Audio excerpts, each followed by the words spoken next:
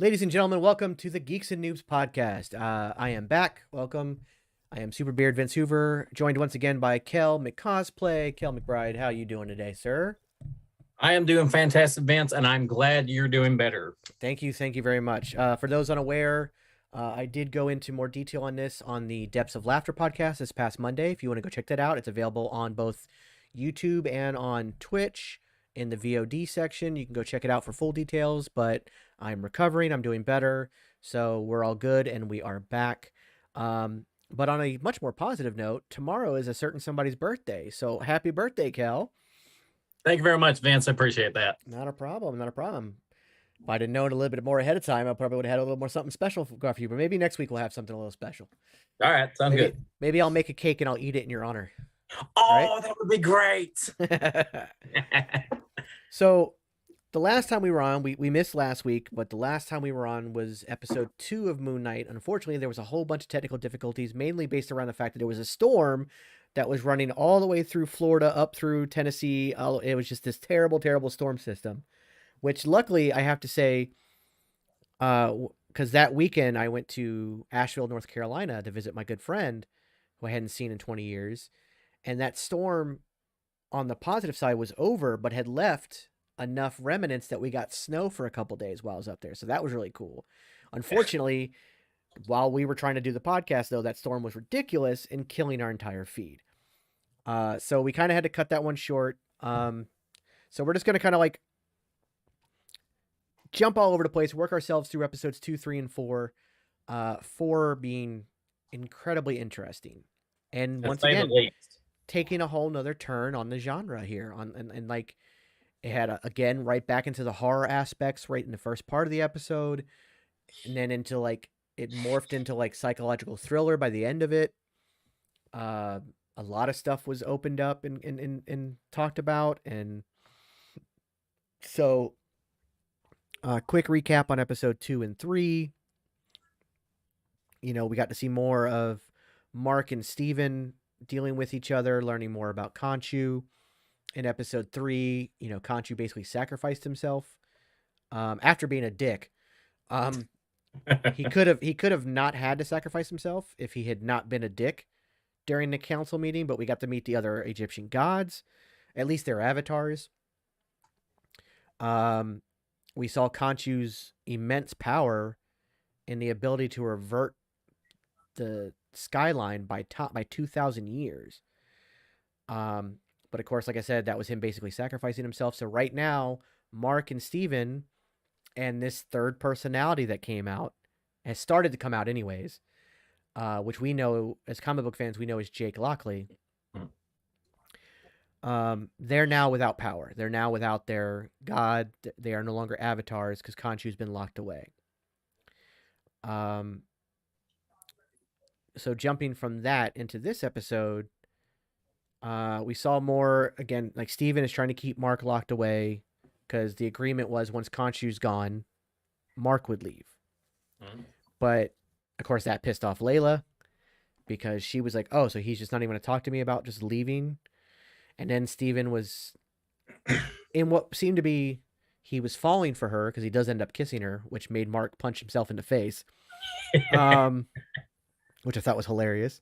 And that was one of the most awkward kisses I have ever seen on film. Yeah, but that's again, that shows the expert acting ability of Oscar Isaac because Steven is such a much more awkward person. Oh, and it made me think about it. So you saw how Steven reacted to him kissing Layla, but also it's very true that we see in this episode and the previous 2, Mark is still very much in love with Layla.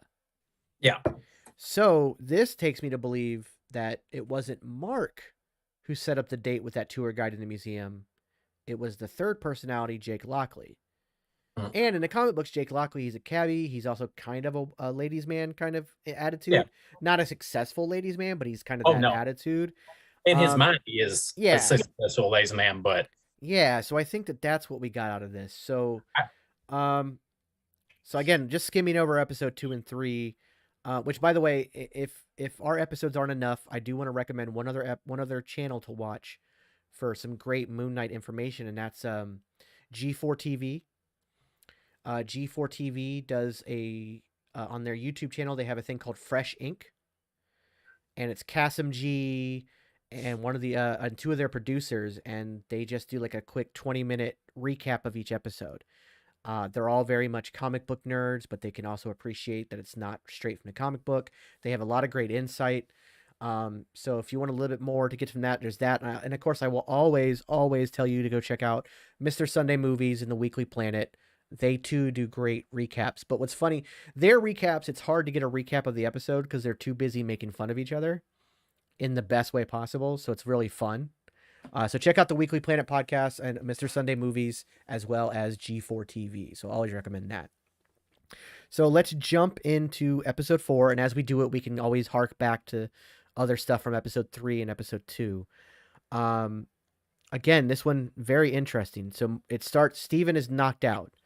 Once Khonshu leaves him, it puts him in, for lack of a better term, a bit of like a mini coma. Because he's out. He is out. Like Layla cannot wake him up. But of course, by changing the night sky, and I would love to see the perspective of other, like maybe Avengers or other characters in the MCU on the other side of the planet, all of a sudden seeing the sky change and almost being like, yeah, okay, whatever. Like, it's just at that point, there's so many things that have happened. They're just like so many people, like even in Egypt, that have seen what has happened. They're just like, yeah, all right. Like, sky is changing. That, you know, at least we're not snapped away. You know, it's like that universe has to be so weird to live in right now, right? Oh yeah. You just look up the sky, it's turning back, and it's like, ah, crap, what are we in for now? Yeah, at this point, you're just like, what is it, Wednesday? All right. Yeah. Whatever. Hey, the sky's changing. Cool. All right, whatever. Hey, that's outer space. That's fine. It's not affecting me here. Yeah, let's not forget there's still a giant celestial in the ocean. Oh, maybe we'll get out of work tomorrow. Yeah, so do we get another Avengers holiday out of this? Because it's like, hey, boss, can't come in. The stars have changed. I don't even know what day it is. Sorry. I just imagine how weird it must be to live in that world right now. Because like I said, there's a giant celestial head and hand sticking out of the ocean. Which, by the way, that has got to have changed the gravitational pull of the planet, right? Yeah. Every object on this planet, from the smallest grain of sand to the largest mountain, has its own gravitational pull, ourselves included. So when this giant celestial is coming out, which, by the way, is coming out of the core, which means the core is broken. This thing there has to have been more than just we stopped it. Like, is it a tourist spot now? Do people go and visit it on cruise ships? Like, is it part of like our 7-day Caribbean itinerary is also going to include a visit around the, we're going to sail around the celestial head. Like, not to mention, like, the stars changing in the sky is probably less scary than a giant celestial head parting the clouds and speaking to everyone. So I just can't imagine what it must be like to live in that universe. Like, how you would be numb to it at this point, I would think. Yeah. Because this is 2025, I believe. I believe this is now I believe it's like January, February of 2025 at this point for Moon Knight, because it is after when all that happened. Hold on a second. Got somebody trying to log in and help us out and be in chat.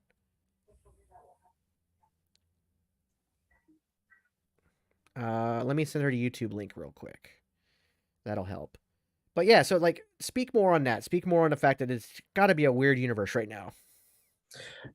Oh yeah, with everything that's been going on, I mean, the first major effect for Earth, as because like you had the first 4 movies, you know, Incredible Hulk, Iron Man, you know, Iron Man 2, and Thor.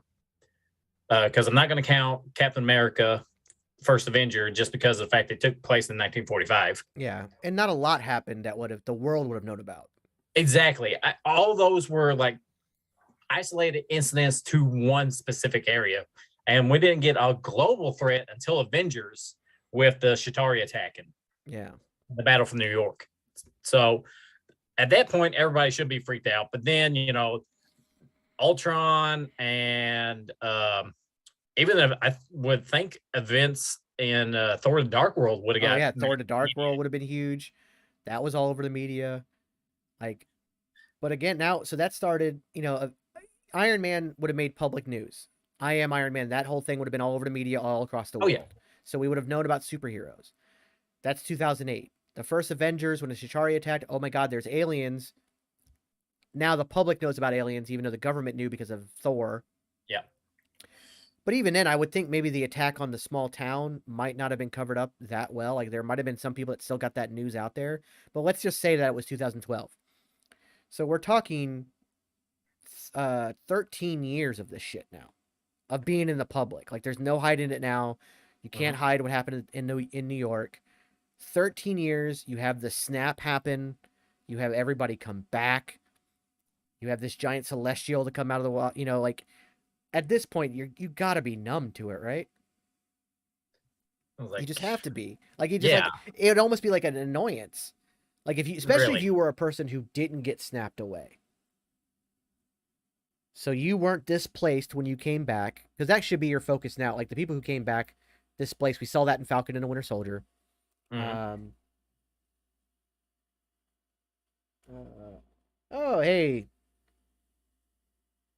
welcome, Denise. You finally made it. Glad we get you on YouTube. Thank you, thank you, thank you. By the way, anybody else watching on YouTube, please follow, hit that like and subscribe button, hit the notification bell so you know when we go live. If you're on Twitch, please hit that follow button. If you could subscribe, that would be great. It'd help us out greatly. As well as you can do the Prime subscription and make Jeffrey Bezos pay for it, and we'll stick it to the billionaires.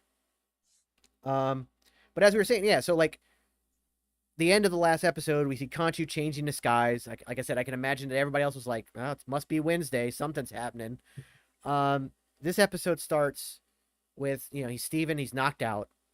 Layla's not even sure if it's Mark or Steven at this point because she does call him Mark at first, and then she calls him Steven.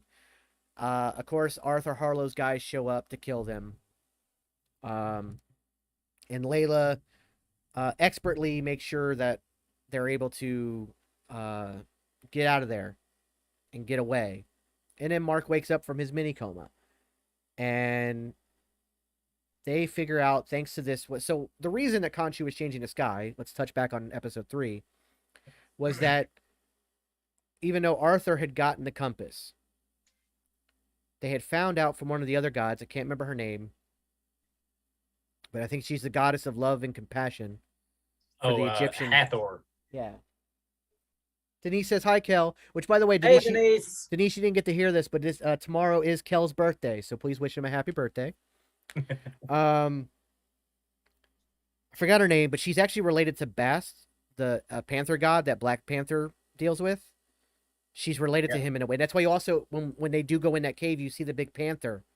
Yeah. Because that's Basque. That's the panther god. Yeah, but I believe the goddess's name was Hathor. Hathor, I think you're right. Or Hath or Hathor. Yeah, Hathor, it's something like that. Like however it's pronounced. The genius behind this and Loki makes me engaged even as a noob. Yes, absolutely.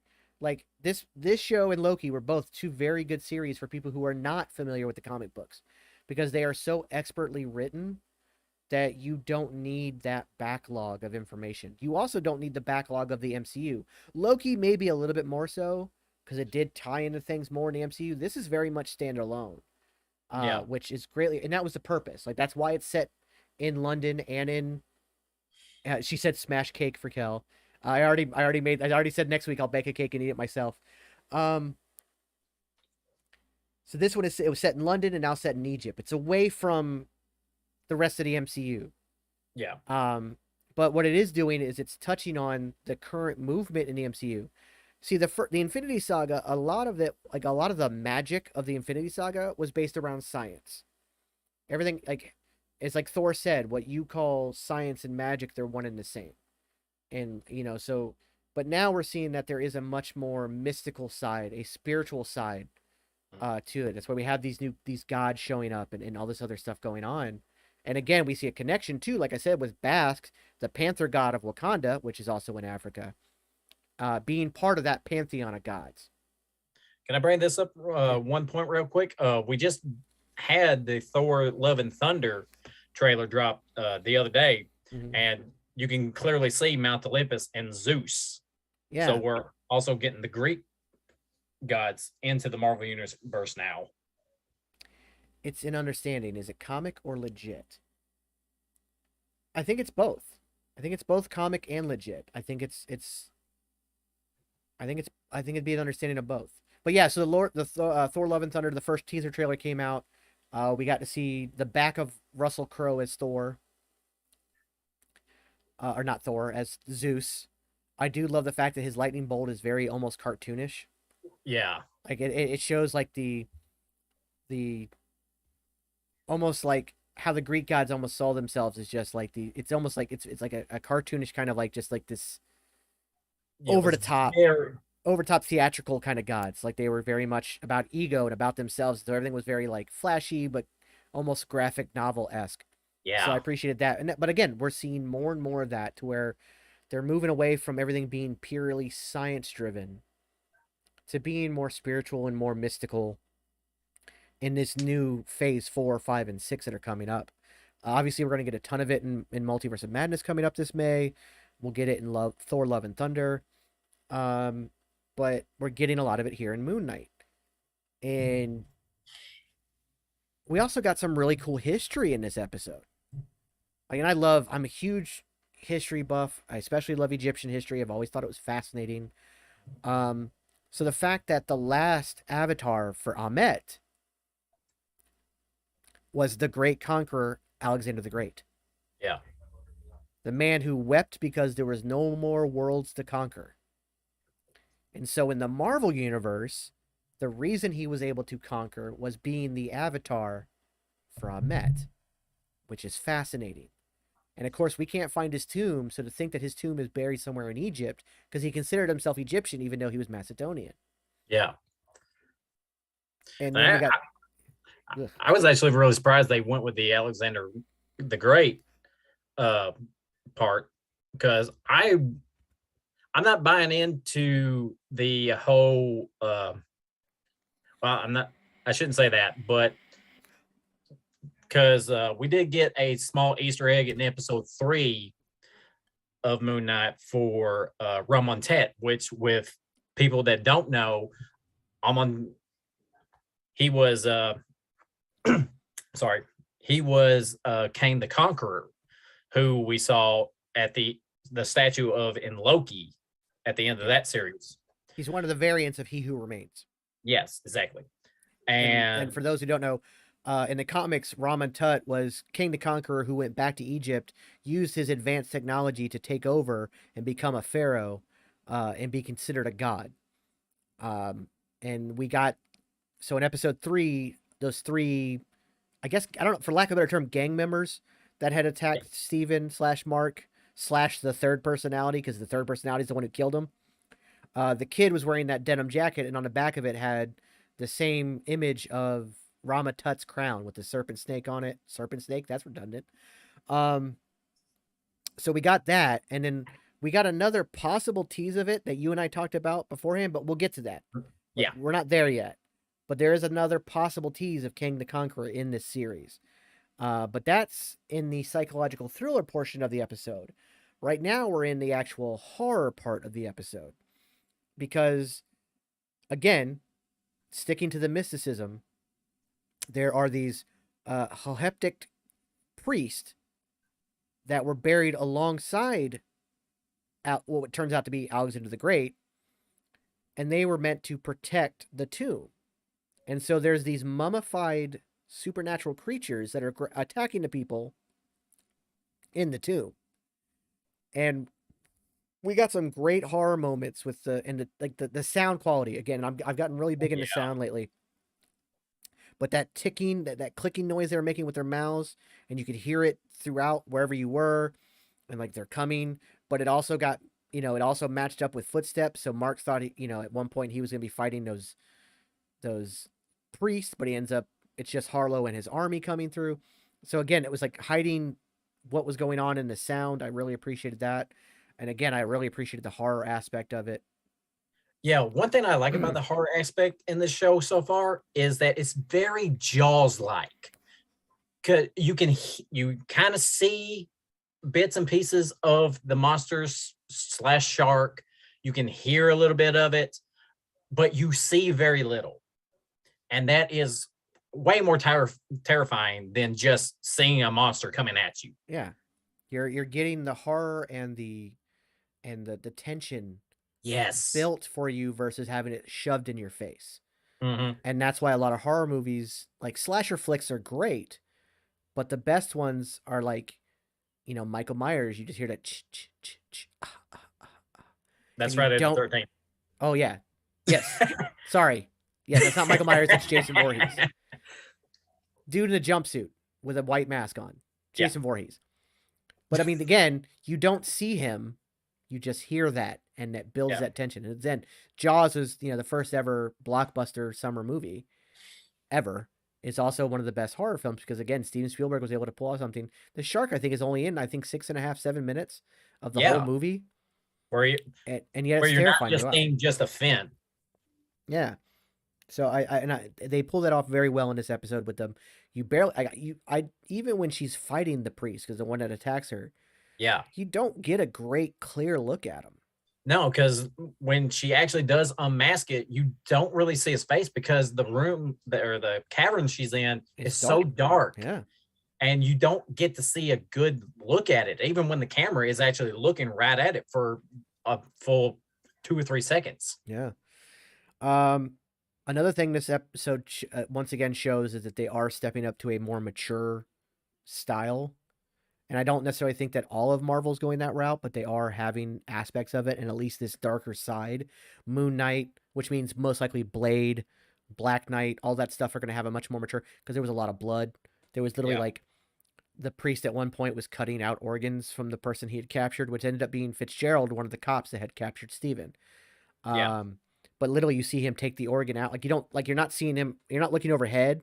You're looking at like Layla, who's hidden behind the thing, or not a sarcophagus, but the whatever that bed is that she's doing it on. But then you see the priest pull the organ out and put it in a jar, as if he's doing a live mummification. Yeah, there's blood everywhere.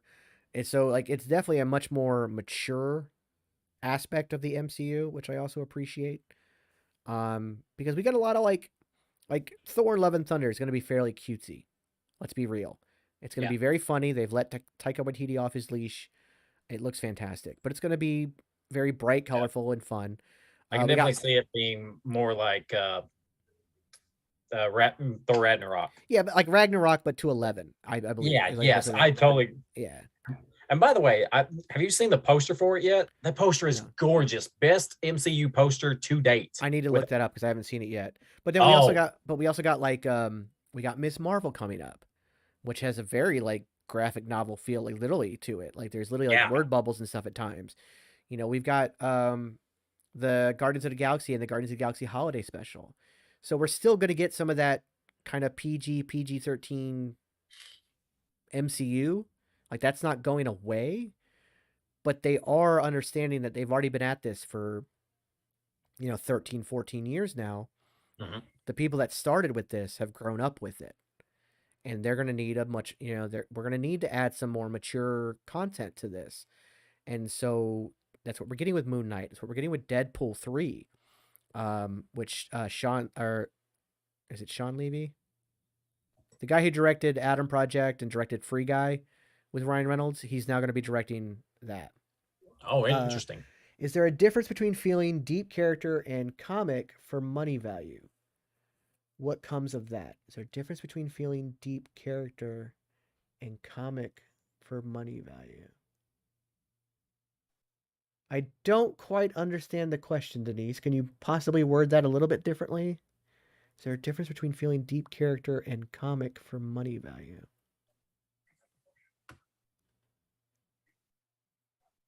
I'm not quite sure what you meant. I'll let you reword that as we continue on here. But like I was saying, we're going to get a much more, some more mature content, and we're getting that in Moon Knight for sure. And we got more Steven in this one. Mark didn't show up until towards the end. Character for depth or what's... Oh, okay. Got it. So is there a difference between getting character for depth versus character for what sells?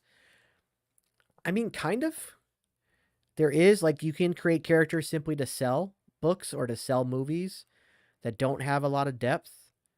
And sometimes depth can hurt you on the money line of things, because some people don't want depth. They don't want to think. They just want that popcorn blockbuster. But I also think, like, a great example, one of the most recent examples is the Batman. As a noob, you want more depth. Absolutely, you want to learn more about this stuff. But I think one of the best examples recently of where you can get both depth and money is the Batman. It's a 3-hour detective noir story with, I believe, the most depth we ever got out of a Batman character to date.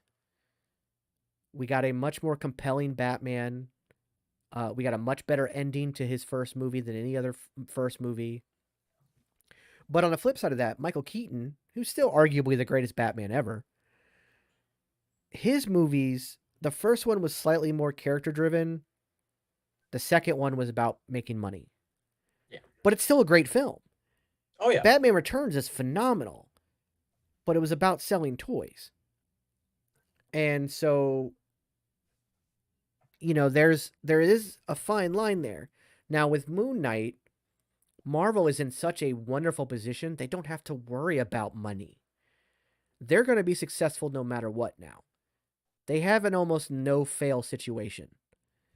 So they can take the risk of making a Moon Knight where this character is deep, even though you've never seen him before.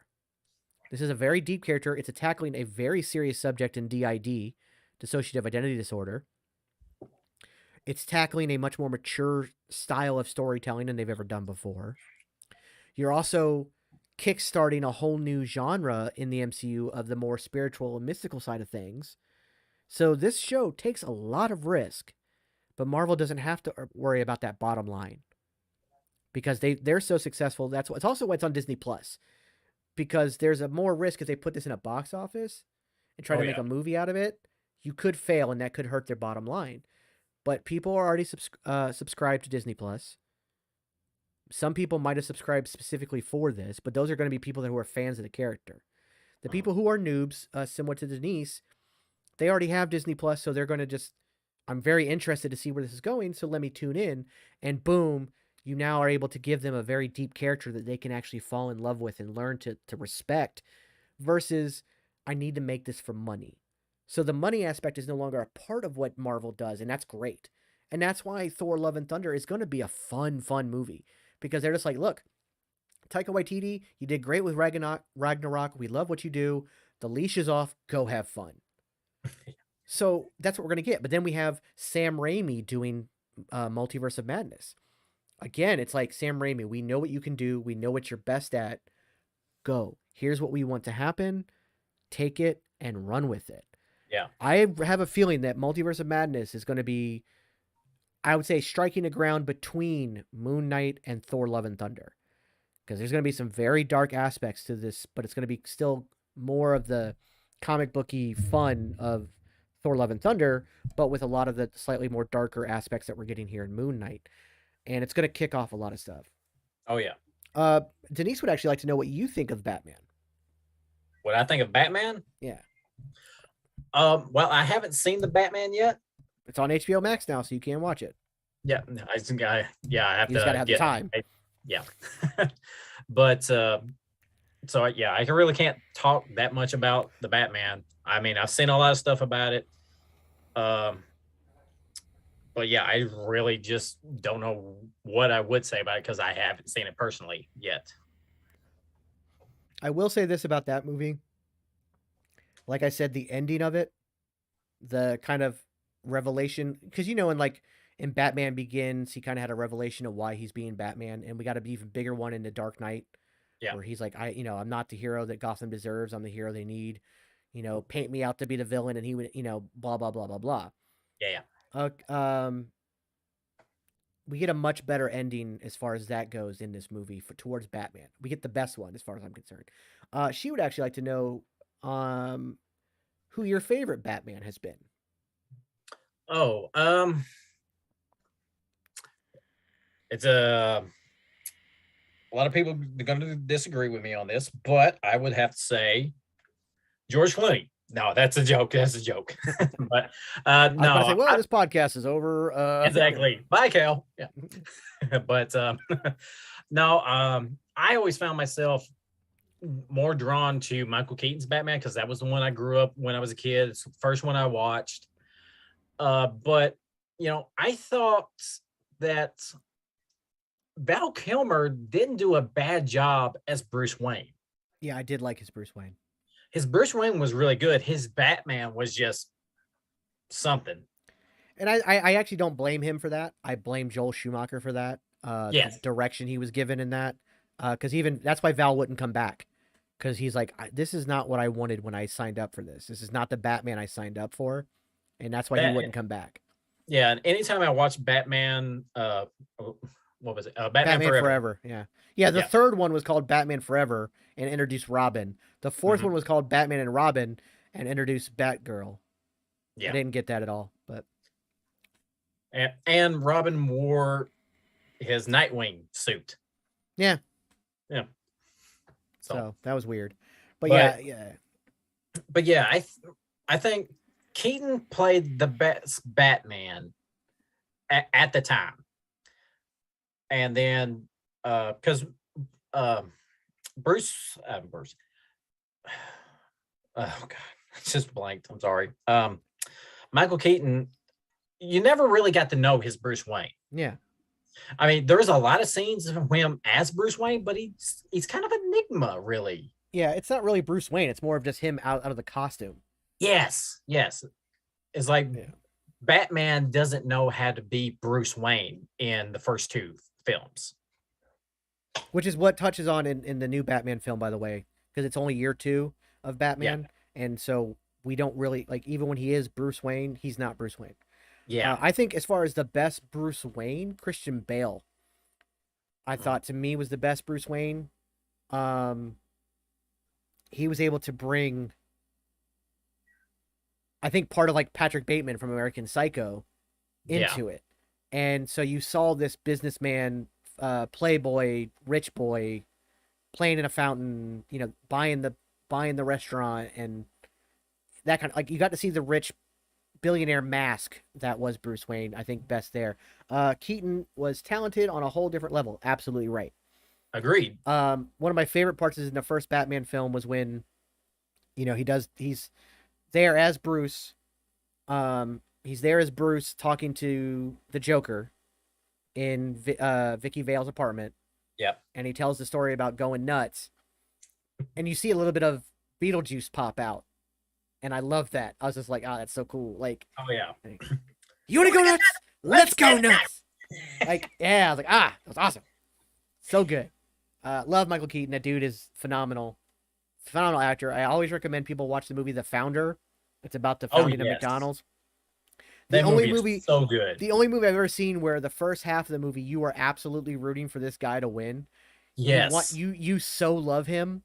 And then by the second half of the movie, you hate him so much you hope he dies. So much. Yeah. Oh. And the fact that Keaton just and the transition is seamless. You don't even see it. Agreed. He's so good. So good. Like when he played the Vulture in Spider-Man Homecoming. That scene where he's in the car talking to him. Yeah. Nothing above but a whisper. He's not yelling. He doesn't even say anything very terrifying, but it is the most terrifying scene in that film. Oh yeah. There's just something about how he is. He's so good. So good. Denise's her second favorite Batman is Bale. I think that both you and Denise will appreciate, again, I understand it's a 3-hour movie, but now that it's on HBO Max, you can pause it, go do other stuff and come back to it. What Robert Pattinson brings to Batman is incredible. And I say it's all in his eyes. Like, he does so much acting with his eyes in this movie, but his every mannerism is on purpose.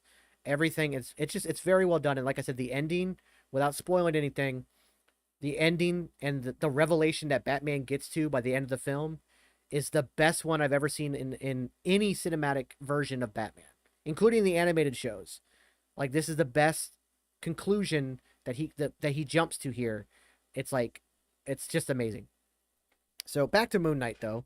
As we go off on a tangent. So again, there's the introduction of Alexander the Great as the last Avatar for Ahmet, which is amazing. As it turns out, and this is a big clue Because at the end of episode 3, Khonshu, as he's starting to disappear, tells Steven, tell Mark to free me, as he's being trapped in the statue. And what we find out here is that what Arthur Harlow is going after is Ahmet's statue, which we find buried in the throat of the mummy of Alexander the Great, which is fucking gross, Right. but still really cool. Yeah. So now this gives us a clue that Khonshu is not gone forever. Because obviously if Arthur was intent on finding that statue to free Ahmet, that means the same thing can be done for Khonshu. So while this series may be a one and done for Oscar Isaac, it doesn't have to be. Whatever happens, we could have Moon Knight later on. And Oscar Isaac says he's open to playing Moon Knight again. He just didn't want to sign a long-term contract.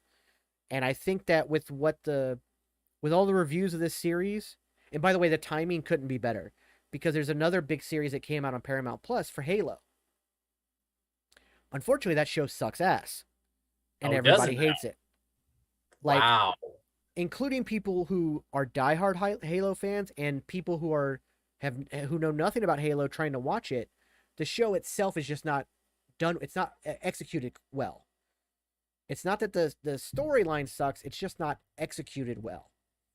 So I was actually thinking about getting Paramount Plus to watch it because I remember still staying up to 4 o'clock in the morning with my friends playing on split screen. Yeah. So don't get it for that. Okay. There is other stuff on Paramount Plus, like Jackass 4 is now on Paramount Plus. Check it out. Jackass 4 is great. Love it. There's a lot of penis in it, but it's great. Wonderful film. Very funny. But also like Picard. Picard is a great series. There's some other stuff on Paramount I did Plus like season 1 of Picard, yeah. Yeah. So Moon Knight is people who were, watching Halo and have kind of already given up on it halfway through. They're like, I can't watch anymore. Now they're jumping over to Moon Knight as well. The reviews are great. It's doing very well with fans, which is the most important thing, because who cares what these idiotic critics want to say about something.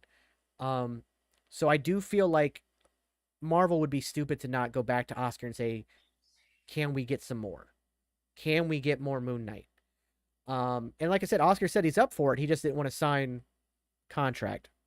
He didn't want to sign. When you said that, all I could think was Kevin Feige holding up a bowl and going up to Oscar Isaac and saying, "Please, sir, can I have some more?"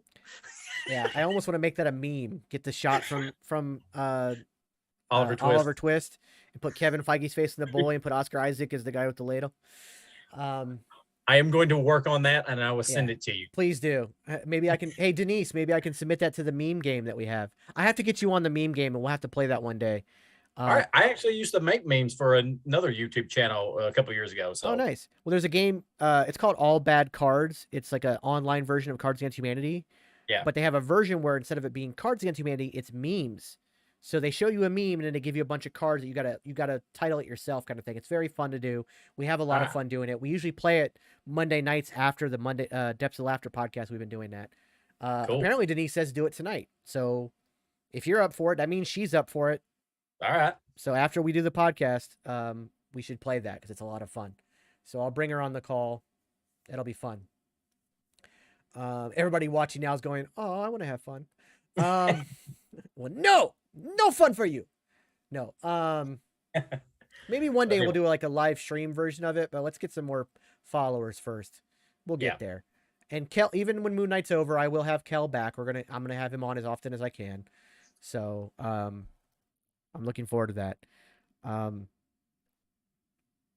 Oh yeah, Oliver Twist. Okay, yeah, that's where we were. Anyways, I was like, crap, another tangent, son of a bitch.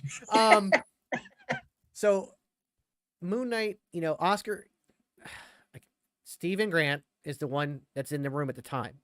Yes. However, Arthur decides to be another dick, do another dick move, and he meets up with Layla and explains to Layla, hey, did you know that Mark is the one who killed your dad? Just saying. Figure I'll throw that out there. Yeah. Bye. Like, drop the bomb, leave the room. Like, he is the most manipulative, most gaslighting BS character, and I love him. Ethan Hawke is tremendous. He is a real villain. that was something I wanted to bring up back in episode 2, but we didn't get that far into it to go over it. Whereas I thought it was really weird how in the end of episode 2, when Mark is fighting the jackal, and you see Mark climbing the roofs, running on the rooftops and everything, and then you don't see where Layla goes because we're following Moon Knight. And then when Mark takes the suit off and he's feeling around his pockets for the scarab, he realized he's lost it. And then it cuts to Harold picking the scarab up where he jumped out the jackal knocked him out the window. Mm-hmm. And then Layla was there watching him pick it up. And then Harold sees her. And I thought that was really strange. And like, could Layla be working for Harold?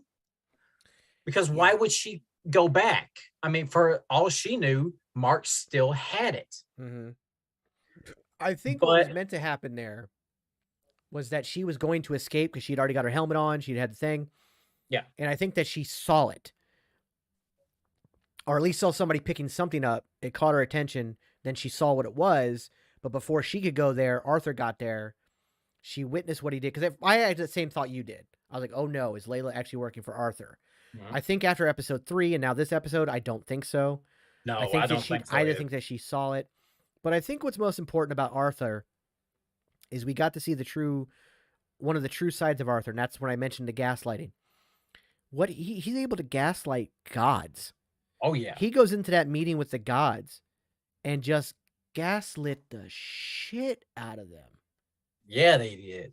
So Denise thought, in my noob thought, she's an Avatar too. She's actually a potential future Avatar for Moon Knight. That's why Mark is trying to separate himself from Layla, because Khonshu wants Layla next.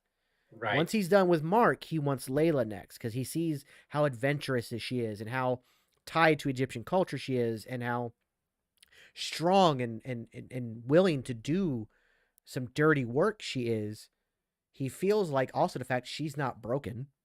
Right. She doesn't have multiple personalities he has to deal with. He thinks she'd be a much stronger Avatar than even Mark is. And I would actually agree with that. I do too, honestly. And it's interesting because Layla is technically not a character from the comics. No. She is an amalgamation of Marlo, which is Mark Spector's actual wife, who is a terrible character. Yeah. Like she's just a whiny, bitchy character that nobody likes. And then there's another character, I don't think her name was Layla either. Or maybe it is Layla in the comics. But like, she was a more tough person, but she was actually usually an antagonist to Mark. Not like a villain per se, but somebody who went against Mark often. That's why she understood so much what regular chick does. LOL. Do we need to talk about something, Denise? Do you want to come on? We can turn this into a Dr. Phil session if you want. It's fine. No, I'm just kidding. I'm kidding. But no, you're right though. Like legit. Like, I mean, in reality, like a woman who's willing to stand on her own and be independent is arguably a better Avatar than a mercenary like, say, Mark. You know, somebody who's conflicted by what he does. You know, an independent woman who is an adventurer and an archaeologist, but willing to get her hands dirty, like, is arguably a better Avatar. She could hold the beetle without being attacked, though. It wasn't that she was the beetle doesn't attract attack. It was actually a scarab. The scarab doesn't attract an attack. It was mainly the reason that Steven got attacked is because they were just trying to get the scarab from him. And which technically Layla was eventually attacked. Because that's why Arthur brought up the jackal in episode 2 was to get the scarab from her. Because she refused to hand it over. So the scarab itself doesn't actually attract an attack. But yeah, it was, so I appreciate Layla much more now by episode 4 than I did in the first time we saw her in episode 2. I thought in episode 2 she was fairly one-dimensional. but I also like I wasn't casting judgment just yet because I know like we just got into the series. Um, Agreed. okay. So I understand what you're talking about now, Denise. It didn't make her body react like him. So that wasn't the scarab. That was actually Mark trying to stop Steven from handing the scarab over. So Mark was taking control of his body. So as he reached out to hand it to Arthur, Mark was the one snatching his arm back. Yeah, that's why in this episode, Mark punches Steven in the face Yeah. So after when he kissed Layla. yeah, so when Steven actually kisses Layla in this episode, Mark punches him in the face because even though he doesn't have total control of the body, he still has some control of the body. And that could be because he's the original personality. So he might have like so Steven I don't think can do that unless he concentrates maybe when he's inside. He might be able to do it. Then of course there's Jake Lockley, the third personality, which we haven't been fully introduced to yet. He's teased again at the end of this episode in the psych ward. And but like Jake can sometimes take control. So okay, let's talk about that. So back in the first episode, when Steven kind of blacks out and he comes back too and everybody's dead around him in that circle, was that Mark or was that Jake? Because Mark does the killing with the gun in the truck. But the really bloody stuff, so far it seems like Jake's the one doing it. So was it Jake that took over in that moment and took out like 8 guys with his fist? So that's something to think about. Like, I have a feeling that episode 5 might be a bit of a flashback / more Jake Lockley kind of thing. Maybe. Because we only got 2 episodes left. So yeah, new to Moon Knight. What does Kel think about this versus the Loki series? Actually, you know what? And you say etc. So let's do this. Before we dive into the psych ward, which I want to get into next. What do you think of Moon Knight so far, especially compared to Loki, Falcon and the Winter Soldier, WandaVision? What am I forgetting? Is that it so far? WandaVision, and we got WandaVision, Falcon, Winter Soldier, and Loki. Loki. Right? I'm literally pulling up Disney Plus now because I feel dumb. Right. Oh God. Oh, Hawkeye. Jesus, yeah. And that was good. Why did I forget Hawkeye? That was a really good series.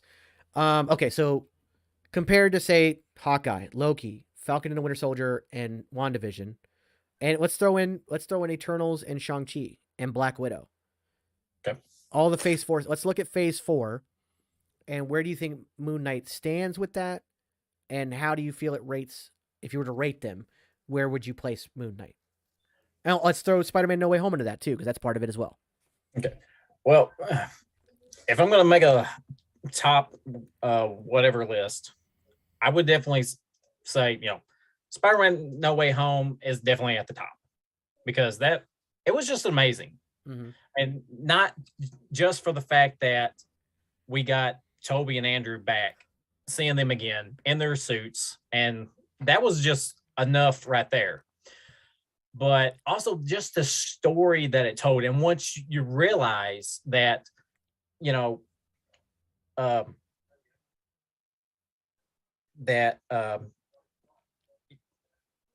Toby, he had his first movie was his origin story.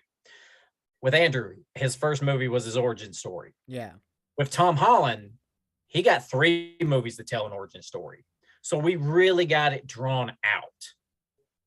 And I think by introducing the fact that Aunt May was the one to get killed in this and gave him the with great power comes great responsibility speech, it finally solidified. I'm sorry, I don't mean to laugh, but Denise just said, I want to hug Kel's accent. What accent? Yeah, what accent? It's great. But I love it. Yeah. But yeah, I definitely put No Way Home on top, yeah. On top. And she did make a clarification statement, and I think this is the best way to handle this. What makes you want more? Which one of these series or movies makes you want more? So Moon Knight, it's hard to say because we still have 2 episodes to go, so we don't know how it's Mhm. going to wrap up. For me, Loki very much ended on a cliffhanger that made me just like, Oh yeah, ah! And to know that we're going to get season 2, I really want it. yeah. WandaVision, at first I wanted a season 2, but as time has gone on, I don't. I don't No, want a because season 2 I of think that WandaVision. story, It will be one concluded in Multiverse of Madness. multiverse, yes.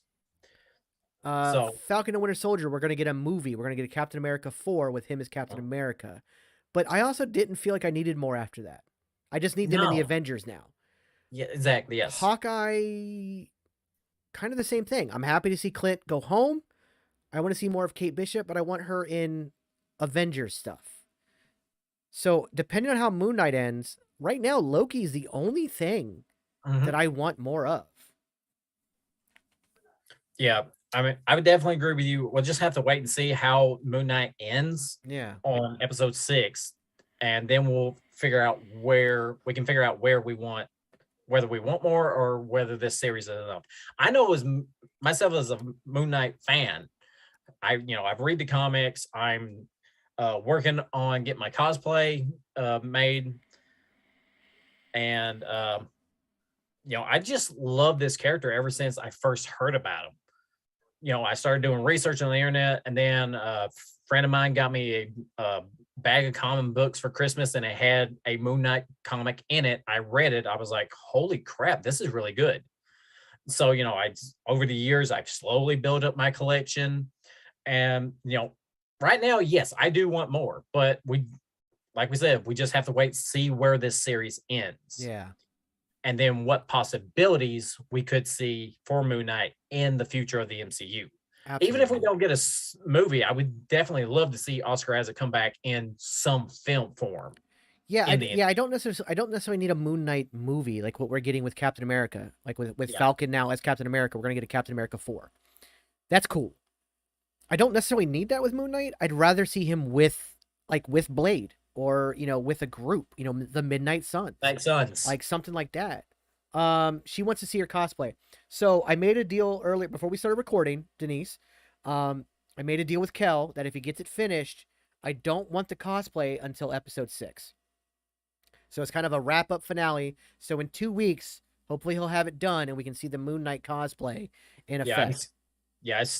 I've got most of the armor. I'm just waiting for the second package to get delivered to my house, which hopefully it should be this week, if not maybe next week. I don't know why the uh, Shipping is mail still screwed service. up. Yeah, shipping Yeah, is still shipping. screwed up. So, but yeah, I have the helmet and some of the armor pieces. I've just got to get them the Velcro glued onto the suit and the armor so I can get them on it.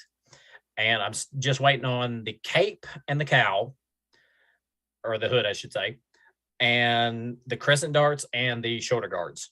That's the only 3 pieces I'm lacking. Says she likes your tattoos as well. She says your tattoos are pretty neat. Oh, thank you. Yeah. It's a Celtic style yin yang right there. Well, that's awesome. Yeah. And then a shoulder guard armor plate. I have a different station, but I haven't got these finished in yet on my back and my chest. Right on. Because good tattoos ain't cheap and cheap tattoos ain't good. Exactly. So wrapping up the end of this show, he needs to talk to Jacques. Well, that's why I sent you a text message. Check your phone, Denise. Um, uh, so of course Mark finally does take over when a big threat is coming, but Arthur just shoots Mark dead in the chest twice, and he falls like in this water, which I didn't realize was even there until he fell into it. Yeah. He falls into this water, but then he suddenly comes to, sort of. And you see a psych ward. You see the golden statue man is there calling bingo out. Just like he did in the comics in the Lemire run. Yeah. And I definitely want to make that recommendation. If you can't, Marvel, they just released probably about 2 or 3 weeks ago a full copy of the Lemire run for Moon Knight. Pick that up and you'll understand this episode 4 a lot better. Yeah, it's one of the best takes on on Moon Knight. Um, Yeah, because I read a few single issues of that run, and I yeah, was just yeah. massively confused because I've started like on issue number 9, I think, in that run, and then I got the whole collection book, and I read all the way through it. And I was like, this is one of the best stories I've ever read. I was so hooked and compelled. I read that while I was in Florida on vacation a couple weeks ago, and I was just blown away how good it was.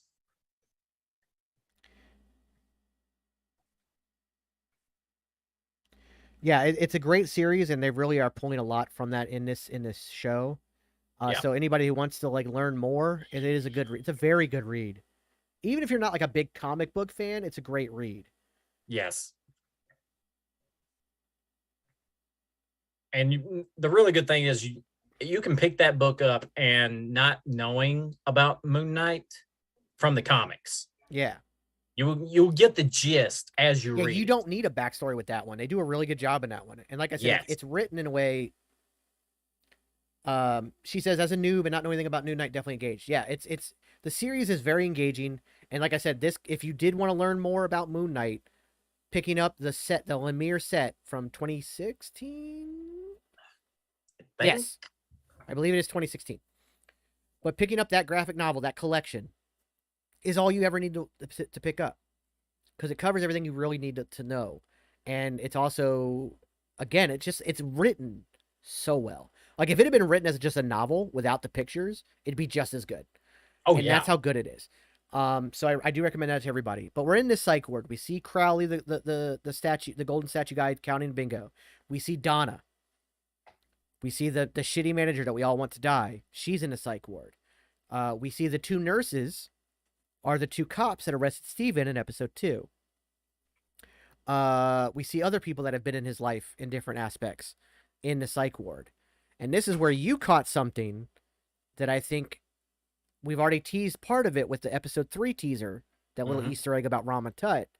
There's a so as you put it, every face we see a full face of is somebody that has been in the series at some point.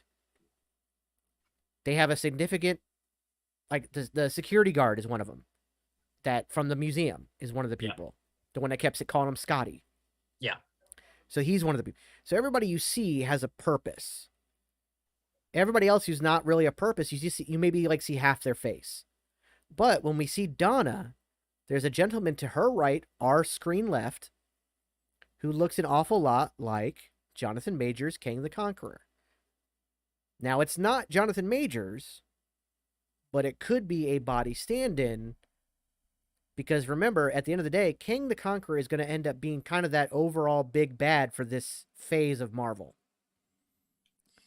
So the fact that he also has major Egyptian ties, multiversal ties, mystical ties. So the fact that we had this potential body stand-in as somebody there in this,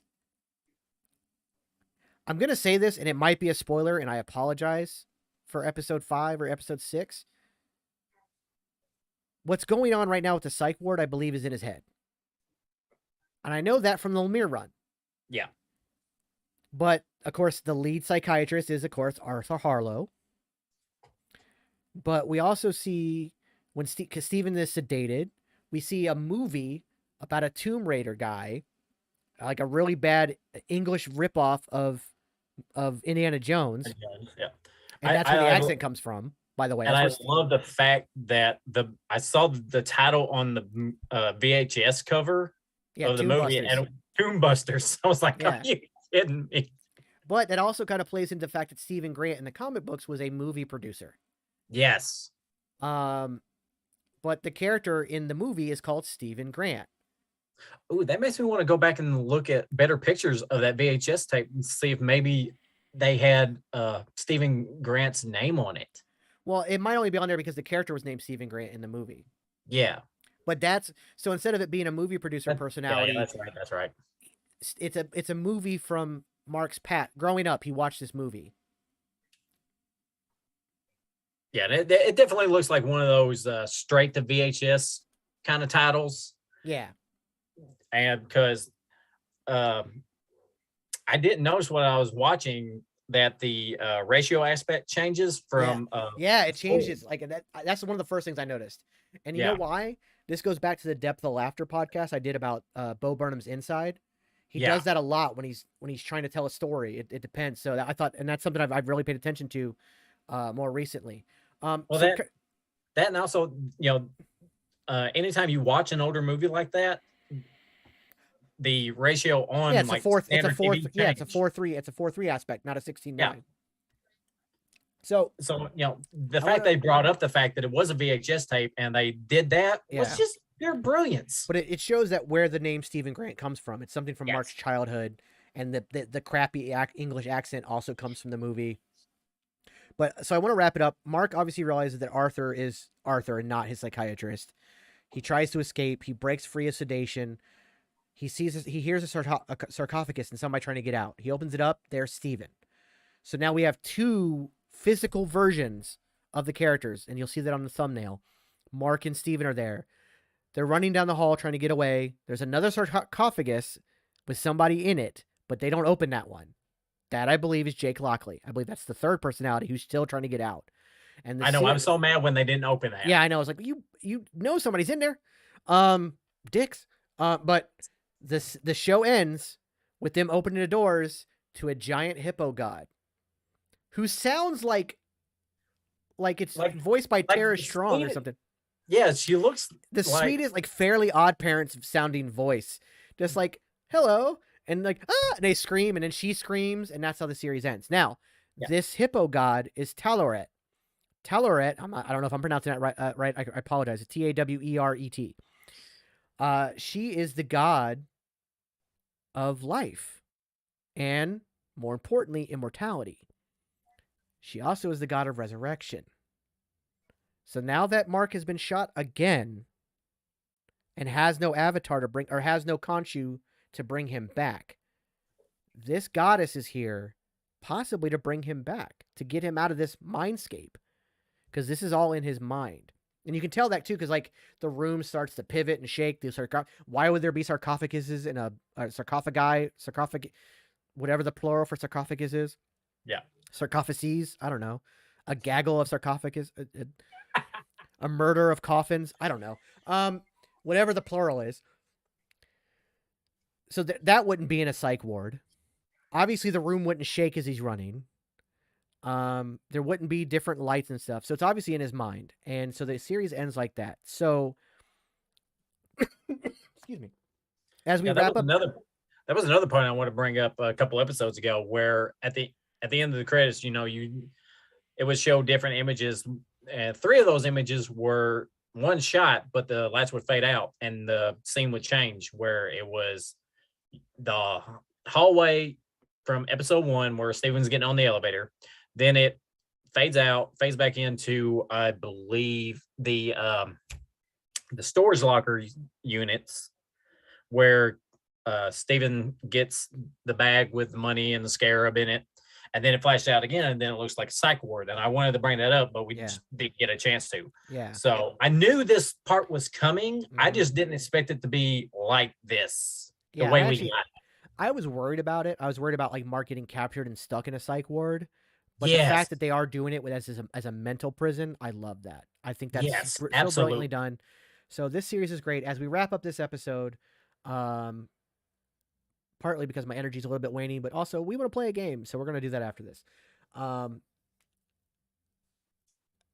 don't know exactly what to expect anymore. I just don't. I'm at a loss for words of what's coming up the next 2 episodes.